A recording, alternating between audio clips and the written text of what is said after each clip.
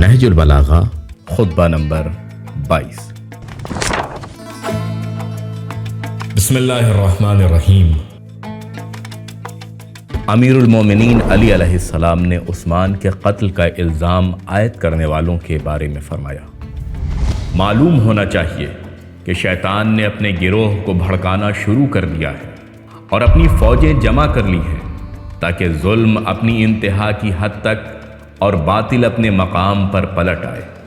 خدا کی قسم، انہوں نے مجھ پر کوئی سچا الزام نہیں لگایا اور نہ انہوں نے میرے اور اپنے درمیان انصاف برتا۔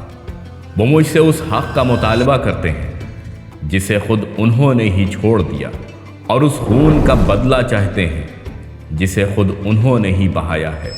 اب اگر اس میں میں ان کا شریک تھا تو پھر اس میں ان کا بھی تو حصہ نکلتا ہے، اور اگر وہی اس کے مرتکب ہوئے ہیں، میں نہیں، تو پھر اس کی سزا بھی صرف انہی کو بھگتنا چاہیے۔ جو سب سے بڑی دلیل وہ میرے خلاف پیش کریں گے وہ انہی کے خلاف پڑے گی۔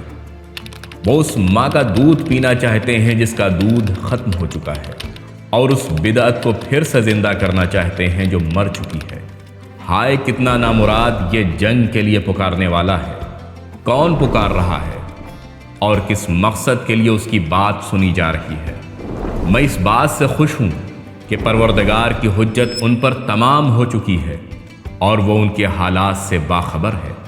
اب اگر ان لوگوں نے حق کا انکار کیا تو میں انہیں تلوار کی باڑھ عطا کروں گا کہ وہی باطل کی بیماری سے شفا دینے والی اور حق کی نصرت کے لیے کافی ہے۔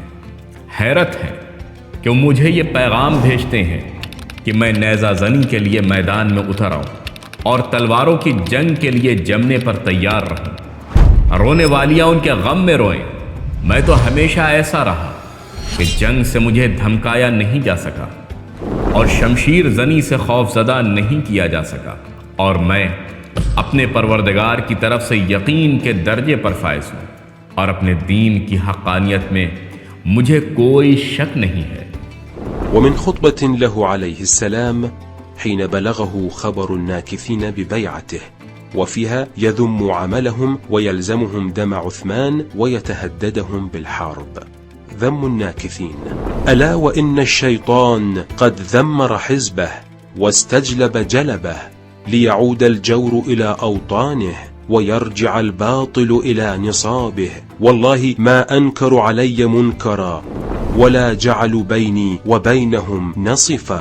دم عثمان: وإنهم ليطلبون حقا هم تركوه ودما هم سفكوه، فلئن كنت شريكهم فيه فإن لهم لنصيبهم منه، ولئن كانوا ولوه دوني فما اتبعت إلا عندهم، وإن أعظم حجتهم لعلى أنفسهم، يرتضعون أما قد فطمت ويحيون بدعة قد أميتت. يا خيبة الداعي من دعا وإلى ما أجيب، وإني لراض بحجة الله عليهم وعلمه فيهم. التهديد بالحرب: فإن أبوا أعطيتهم حد السيف، وكفى به شافيا من الباطل وناصرا للحق. ومن العجب بعثهم إلي أن أبرز للطعان وأن أصبر للجلاد، هبلتهم الهبول.